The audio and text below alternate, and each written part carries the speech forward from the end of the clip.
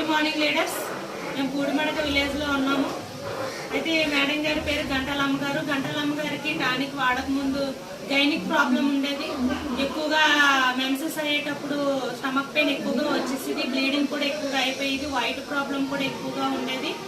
అయితే మేడం గారి మాటలతో టానిక్ వాడిన తర్వాత శతావారి క్యాప్సూల్స్ ఇవ్వడం జరిగింది. రెండు వాడిన తర్వాత మేడం గారిలో వచ్చే చేంజ్ గురించి మనం ఇప్పుడు మాట్లాడదాం. మేడం గారినే స్వయంగా అడిగి తెలుసుకుందాం. మేడం గారు చెప్పండి.